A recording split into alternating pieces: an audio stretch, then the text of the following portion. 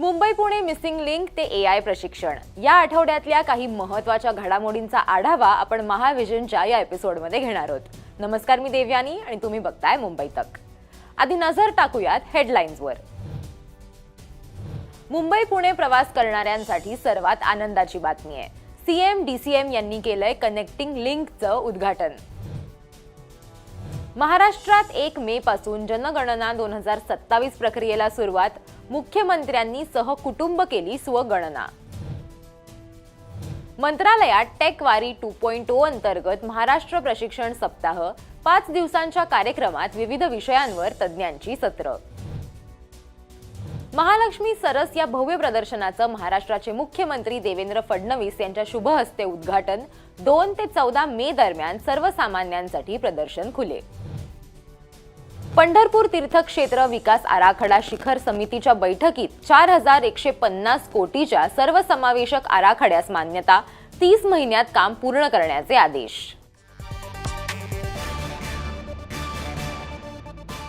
मुंबई पुणे प्रवासात घाटात अडकून त्रस्त झालेल्या नागरिकांना 1 मेला मोठा दिलासा मिळालाय। अखेर ज्याची अनेक वर्ष वाट बघितली जात होती त्या मिसिंग लिंकचं उद्घाटन महाराष्ट्र दिनाच्या दिवशी करण्यात आलंय।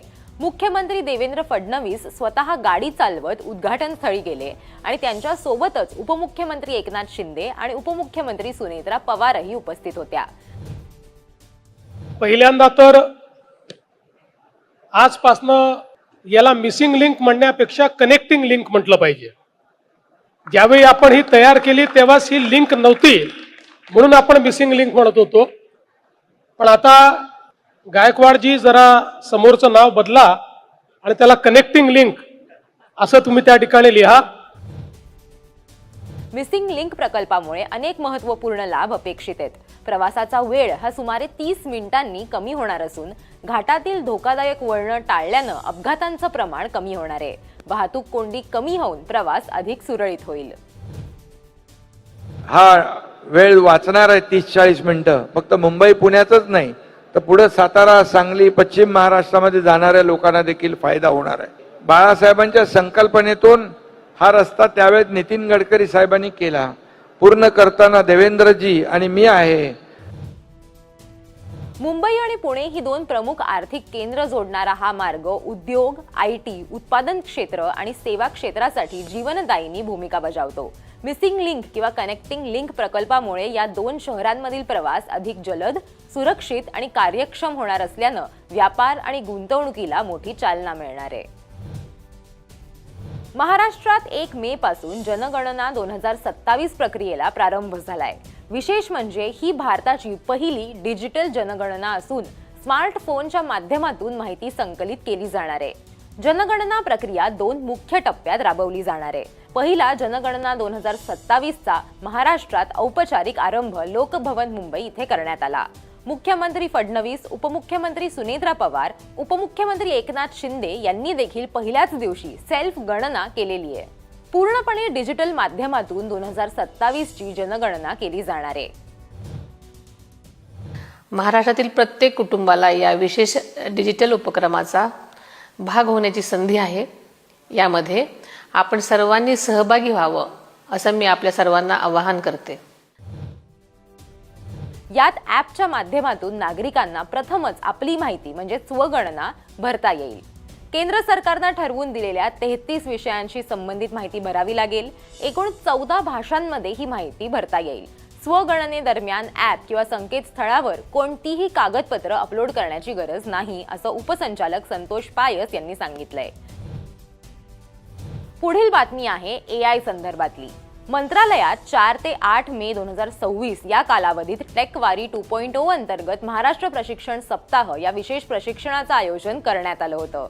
खासगी क्षेत्र, शासन आणि नागरी समाज यामधील तंत्रज्ञ, धोरणकर्ते, कलाकार, आरोग्य कल्याण क्षेत्रातील तज्ज्ञ आणि विविध विषयांचे तज्ज्ञ या वारीत प्रशिक्षण देण्यासाठी उपस्थित राहिले। या प्रशिक्षणात 6000 कर्मचारी प्रत्यक्ष सहभागी झाले। राज्यातील कोणताही शासकीय अधिकारी आणि कर्मचारी या प्रशिक्षणापासून वंचित राहू नये यासाठी राज्यभरातील 9 लाखाहून अधिक कर्मचाऱ्यांसाठी प्रत्येक सत्राचं थेट प्रक्षेपण केलं गेलं।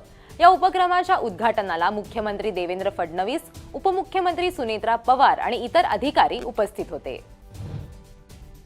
गेल्या 1 वर्षामध्ये वेगवेगळ्या विभागांनी टेक्नॉलॉजीचा जो उपयोग केलेला आहे, एआयचा, ब्लॉकचेनचा, तो पाहून मी देखील थक्क आहे.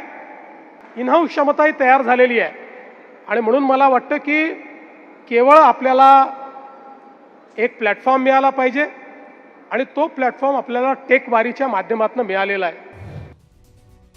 शासनातील तंत्रज्ञान आता केवळ बॅक ऑफिस पुरतं मर्यादित राहिलेलं नाहीये, तर ते फ्रंट ऑफिसचा भाग बनलंय.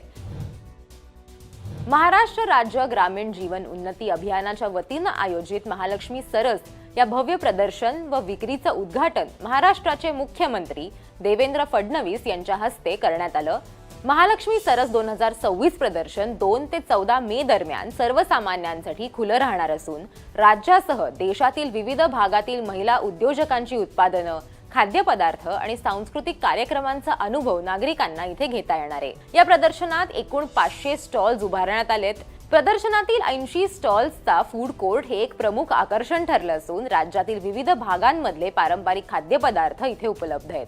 यावेळी व्यासपीठावर ग्रामविकास व पंचायत राज मंत्री श्री जयकुमार गोरे, राज्यमंत्री योगेश कदम, मुंबईचे पालकमंत्री मंगलप्रभात लोढा, प्रधान सचिव एकनाथ डवले, मुंबईच्या महापौर रितू तावडे उपस्थित होते.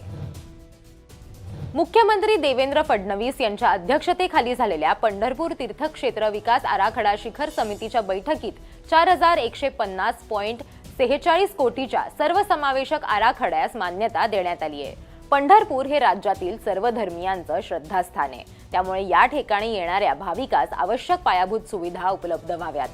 पुढील 50 वर्षांचा विचार करून या तीर्थक्षेत्राच्या ठिकाणी करण्यात येणारी विकास कामं येत्या 30 महिन्यात पूर्ण करावीत असे निर्देश मुख्यमंत्री फडणवीसांनी दिलेत.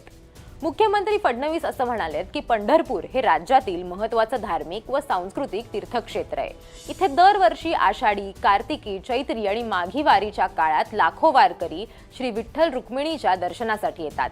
भाविकांची सातत्यानं वाढणारी संख्या, रस्ते, वाहतूक आणि अन्य संबंधित बाबी लक्षात घेता पंढरपूर तीर्थक्षेत्र परिसराच्या समग्र व नियोजित विकासाची कामं वेगानं हाती घेण्यात यावीत.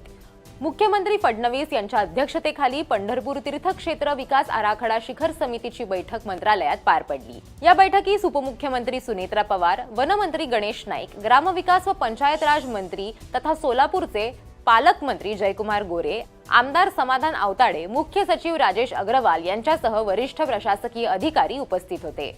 या होत्या या आठवड्यातल्या काही महत्त्वाच्या बातम्या. तुम्हाला हा व्हिडिओ कसा वाटला ते आम्हाला कमेंट करून नक्की सांगा आणि मुंबई तकला सबस्क्राईब करायला विसरू नका.